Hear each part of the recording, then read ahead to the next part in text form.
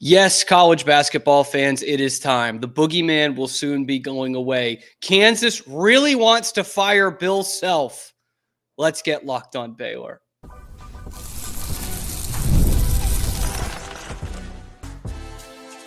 You are Locked On Baylor, your daily podcast on the Baylor Bears. Part of the Locked On Podcast Network, your team every day.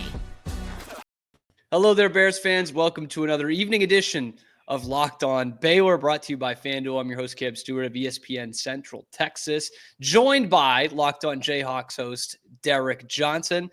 Derek, I know it was, tough loss on Saturday.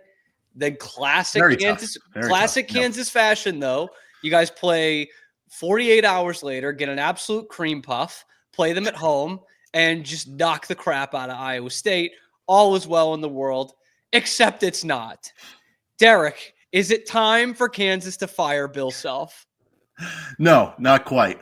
It does feel like this is actually like ramping up, though, more. I hear it more. I see it more. I see more of the Bill Self needs to retire this year than ever before. I mean, there's always, I don't know how it is with like Scott Drew, who obviously, best coach in program history, I'd imagine, for Baylor. Yeah. Whenever there's a loss, even in seasons where they're good, I'd imagine there's still always going to be a small segment of fans anywhere that are like, oh, this was on the coach, or like fire the coach, like he's lost it, stuff like that. That's always going to happen to some extent.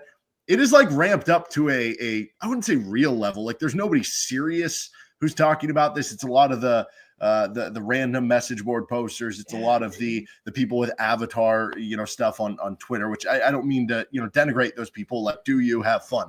But I definitely feel the heat a little bit more this year because there's a lot of stuff that people are pointing to where it's like, what's up with these rotations? Why are you playing these guys? Why this? Why that? You're struggling, and yet here you are. You just beat Iowa State. You're ranked, I think, 7th on KenPom. It is kind of funny that, in a lot of what people are calling, oh, this is a horrible Kansas team, and it's like, well, I think a lot of other schools would probably kill to be in this spot right now. Probably. That's usually the case with the Kansas Jayhawks. But I do find this interesting. You brought up hey, there is some more than just what we're about to read, because I think there's two different ways we can go with this in terms of criticism of Bill Self. Let's start with the one that's making news, shall we? The MBGs, as we call them, the message board geniuses. This one was actually, they wrote a blog on Barstool about this one.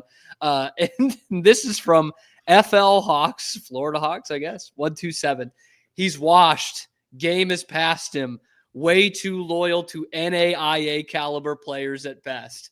Now, I read that first before we intro this, because if I told you what player Bill Self was loyal to that's NAIA caliber, I think, like you just said about the team, Derek, a lot of teams would kill to have him in the starting lineup. Now, they're talking about KJ Adams there, and that he is blocking a sensational freshman from playing time. So how do you read into this situation? What have you heard from this situation? Is this just one message board genius, or are fans actually getting pissed about this? No, see, this is the issue that everybody is weighing in on. The Bill Self fire thing, that's the extreme version of this, but everybody has an opinion on how much KJ Adams should be playing. That is the ultimate. And it's to a point where whenever they lose, it's because KJ Adams is on the floor and it's killing the team's spacing, and other teams aren't guarding him, and it allows them to double team Hunter and protect the rim, and Kansas can't get shots at the rim. When Kansas wins the game, it's KJ Adams, his hustle and effort. He represents Kansas on the front of the chest the way he plays, and he's such a good defender. It is such a polarizing. I honestly don't remember another player this polarizing in KU. I mean, there have been other players that are lightning rods in that way, but I don't know, maybe it's just the way that social media has gotten today's day and age that everything seems more visible and stuff like that. But I think the truth is somewhere in the middle. Honestly, he's a really good defender who has certain uses, but there are certain times when Bill Self maybe plays him a little bit too much. You looked at the game last night, he plays 32 minutes and Flory plays 15. And I thought that was actually okay last night because KJ was really good, or the other night, and Flory wasn't as good. But I think overall there is something to the idea of, hey, Flory Bidunga, you could make an argument is your most I would make the argument he is your most talented player on the team, but he goes through growth patterns as a freshman. Would it behoove Kansas if KJ is playing closer to 25 minutes per game and Flory's playing closer to 20 than one guy playing 30 and the other guy 15? I think there's probably something to that. So yeah, it's a very polarizing topic among KU fans. And what I think is interesting to kind of pump the Kansas tires a little more is like KJ Adams just doesn't have like the hoop mixtape that you're used to of like a top 2 or 3 Kansas player. You know, he's not a big time scorer. He's obviously got a ton of athletic ability. You've heard every broadcaster doing a Kansas game talk about his leaping ability and the motor that he's got. Okay, I'm glad I'm talking to you about this, because what was the conversation for like Baylor fans with Mark Vital? Because I think there's some similarities there, right? Like a guy who can't really shoot, like he's not going to bring much on the offensive end. I think Vital, I don't know, probably definitely a better rebounder than KJ. Yeah. So like that's something in his favor. I think KJ probably a little bit better of a passer, but I don't know, like what was the conversation around him when he was? So they do a lot of the same things in terms of like those intangible things. You don't necessarily see it in the box score. Like you said, not bringing much on the offensive end. But this is where expectations comes into this, because they are very similar players. But Baylor was winning the big games, right? Like Vital's last 2 years were the 2 best teams Baylor's ever had. And they culminate in the national championship. And so it's so much easier to praise these guys when they're doing the little things and they're only scoring 6 points when you're winning the big games. And obviously Kansas is still very good, but they see a loss to Baylor on Saturday where they blow a 21-point lead, and it's like the sky is falling because this guy sucks. So honestly, if Baylor like started to falter, if they lost 7 or 8 games in 2021 and went out in the Sweet 16, like they would probably be saying the same things about Vital that they do about KJ Adams, which kind of leads me to the other point in this of where, look, I'm not saying, hey, it's probably time to fire Bill Self. But I think if you're a Kansas fan, it's much more reasonable to point to not the KJ Adams, Flory Bidunga thing, but that the fact that this team feels like it's starting to look like last year. I said this on the pod last week. Obviously, you watch much more Jayhawk basketball than I do, but it feels like Kansas is running into some of the same problems they had last year, minus the will they, won't they, Kevin McCullough playing. Do you feel that way as a guy who watches this team every day? Are there still like the tendencies that are bad habits that you saw last year? I think it's a little different, but yeah, there's a lot of similarities. I mean, anytime you have, because you look at DeJuan Harris, KJ Adams, Hunter Dickinson, those were 3 or 5 starters last year. So like there is going to be some continuity and some things that are similar, which you run into at times, the spacing issues with KJ, or DeJuan being a good table setter, but not always being a good scoring point guard, which, for the longest time, that's what Bill Self always had, right? They had Sharon Collins and Mario Chalmers and Frank Mason and Vontae Graham. So it's just very different. And with Hunter, you see the production, right? Consistently putting up 15 and 10 every night, but you get frustrated with sometimes where it's like, why didn't he go for that ball? Or like, maybe he's getting murdered on a pick and roll high ball screen or something. And so, yeah, those things all exist on this same team. I think there's a deeper bench this year. Like that is the one thing that's different, even though they have struggled to get consistent minutes, to get consistent good playing time from the guys they brought in, like AJ Storr and Ryland Griffin. They at least do have more depth. Like last year, we hit a certain point where the 5th starter and the first guy off the bench was like, is it going to be Nick Timberlake? Is it going to be Elmarco Jackson? And those guys just weren't getting it done. They're at least having games where they're, putting up 20, 30 bench points in a game. So like that is a little bit better. I think the defense overall is probably a little bit better. The offense has been super inconsistent this year. So I think there's more punch there. But the one thing that last year's team had that I don't think this year's team has to worry about is this year's team has at different times felt like there's been chemistry issues. I don't know if that's real or not. I don't know if it's just from the players they brought in, but like that was the big thing after the Baylor game. Coming into the Iowa State game. Which is usually the other way around, because that's what we've been bitching about all year. So this was hilarious to me because I did see a lot of this. Yeah. Well, and if this felt like after the Baylor game, like, okay, this is when things are going to die. And that's the importance of that Monday night game against Iowa State, that like it felt like if you lose that game to Iowa State, you'd be sitting at 2 straight losses, looking at playing at Kansas State, who's beat you the last 2 years in Manhattan and, is playing really good basketball right now.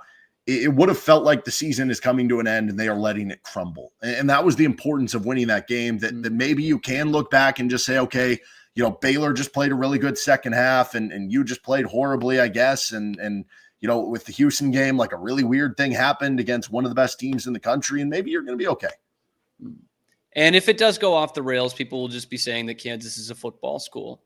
So we're going to talk some football coming up next on Locked On Baylor.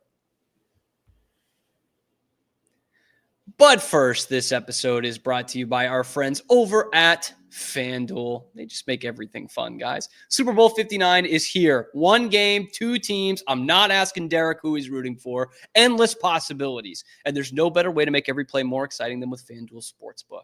Whether it's predicting that first touchdown, calling the MVP, or betting on the coin toss, I go tails. Nothing exciting there. FanDuel makes it easy to get in on the action. With live betting all game long, you can adjust your bets as the game unfolds and feel the thrill from kickoff to final whistle. And the app is so easy to use. Even I can win money off it. So download the app or head to FanDuel.com to get started. Bet just $5, and if you win, you'll score $200 in bonus bets. That's FanDuel.com. Bet with FanDuel, official partner of Super Bowl 59. If you're watching on YouTube, you didn't see that I added Derek back too early. It is Derek Johnson of Locked On Jayhawks as we're looking around the conference a little bit. Started with basketball. Now we go with football. Schedules are out. We talked about it on the Big 12 squad last week. The odds of who's going to win this conference in 2025. Utah tied with Kansas State atop the best odds to win the national championship, actually, which ergo means, win the Big 12 as well. And Kansas was surprisingly high on that. And before we get specifically into the Jayhawks, Derek, was there anything that surprised you about those odds? And who is your dark horse? Like, hey, watch out for this team coming into 2025. I really like Houston. The fact you can get them 51, good portal class, Willie Fritz in year 2. Like, I think there's something there.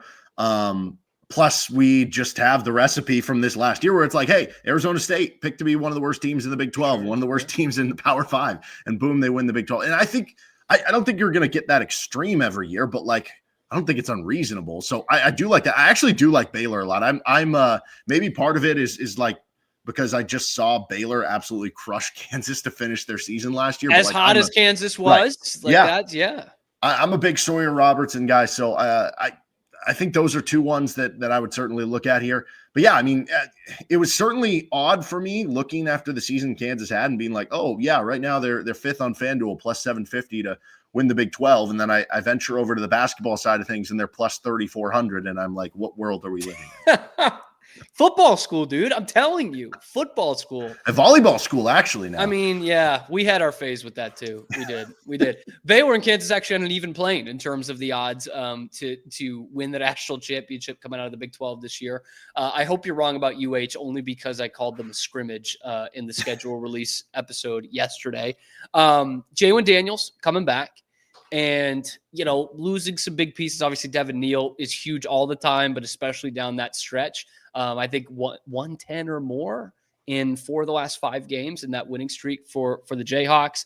How does Kansas kind of, I don't want to say keep up because they should have been in a bowl game this past year, but keep that standard the way they raised it a couple years ago under Leipold? How do they do it with replacing so many guys around Jalen Daniels?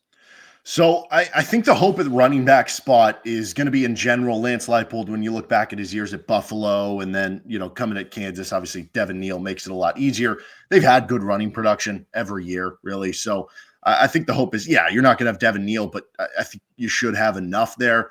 A bunch of transfer portal additions to the receiver room. I really like the interior of the offensive line. Bryce Foster, who's back after an all Big 12 season on the interior there. And then you look at the defensive side of the ball, and I think the hope is that you're going to get improvement there because the linebacking core for KU has consistently probably been the worst in the Big 12, like every year of the Lance Leipold era. They showed some flashes last year, and then Cornell Wheeler got hurt.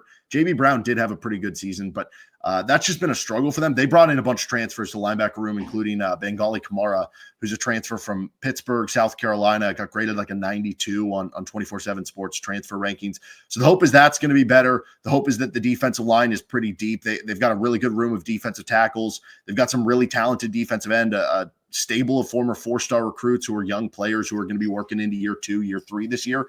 that can kind of come together with a new defensive coordinator. Plus, Jeff Grimes, former friend of both of these schools. You want to talk about lightning rod, man. Yes. You talk about it with KJ Adams, divisive figure. Actually, Jeff I don't Grimes. even know how divisive Jeff Grimes was. I think it was mostly like on one end of things. I'll say this, like I think Kansas fans were stunned in a positive way that Wisconsin paid a buyout to take him off KU's hands. So they go out and they bring in a guy, Matt Lubick, who was the offense coordinator at Nevada.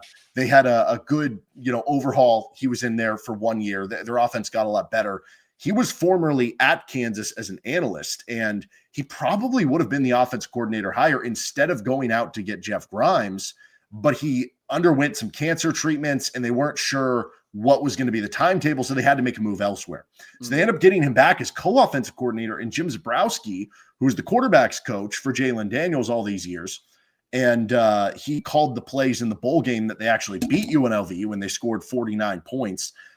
He becomes offense coordinator. So the hope is that that's going to help things a little bit. And then I think there is maybe just a little element of luck that you kind of look to, especially in a conference like the Big 12 where things are so back and forth. Kansas had 5 one-score losses last year, right? So the hope is that, maybe not all of those turn around, but like we saw BYU have that specialty in one-score games. I mean, going into that game, I think BYU was 5-0 in one-score games and Kansas was 0-5. Now, Kansas obviously won the game, so they won a one-score game there. But the hope is that maybe a couple of those flip and boom, you end up, I think the over-under win total has them at 7.5. So. And by the way, like if you want to look deeper into that BYU thing, you look at their 23 season, like that could be some hope there. That was a 5-7 team that was awfully competitive, including right up in that last game against Oklahoma State. But the Hateful Eight needed them to win that game. Also on KU too, like not that much of a gauntlet of a schedule. No. Like honestly, I'm looking at it and you look at the intangible stuff, like the schedule, like the fact that you're actually back home playing in your stadium. Of course, the Wagner Seahawks will always prove to be a major issue. August 29th at Mizzou, obviously bringing that rivalry, bringing it back into kind of this decade. That's tough. But West Virginia, tough place to play on the road. Good news, you're playing them at home. UCF, who knows? And off a bye, yeah. At Tech, always kind of tough. Then you're on a bye week again before you host Kansas State, which is probably the toughest team on the schedule. And if it's not them, it's at Iowa State, which look like can't say that's just going to be easy, but you're coming off a bye week with that one too. And then Utah at home. So maybe like this is where I've kind of changed my tune a little bit. I think still Baylor has better odds or should have better odds, but don't sleep on these Jayhawks. Real quick, Derek, before I get you out of here, I need to know early February 2025, because we know this changes week to week, month to month. So I'm sure I'll ask you at some other time before the season, who are your two teams in Arlington in December right now? Let's just go with it. I mentioned those two teams as possible dark horses. Let's just pick them both. I'm going to go with Baylor versus Houston, and it sets the Lone Star State on fire. That would be a rematch, by the way. They play the final week of the regular season. Ooh. Wouldn't that be something? I think I have that right. They're playing that would be interesting. And it wouldn't be great for AT&T Stadium attendance. Let me just say that. Derek, you're obviously doing Locked On Jayhawks. We got a lot of people who are way into, following the other teams of the league. How can people find you? How can they find the podcast? Where, how, when, go? Yeah, every day. Locked On Jayhawks. Yeah, baby. YouTube, anywhere you get your podcast, the whole deal. Awesome. Derek, thanks so much for joining. Appreciate the time. You humanize these Kansas Jayhawks quite a bit, which a lot of other fan bases need to see. So catch Derek Locked On Jayhawks. Obviously, we will have the full breakdown tomorrow. We've also got the squad show tomorrow. So be sure to leave a comment down below. Who do you think is going to make the Big 12 championship game this year? Is Kansas overrated in football? Is Kansas overrated in basketball? Should they fire Bill Self? Let us know. And then like and subscribe. And do me a favor, find us wherever you find your podcasts as well. And we will see you tomorrow on Locked On Baylor.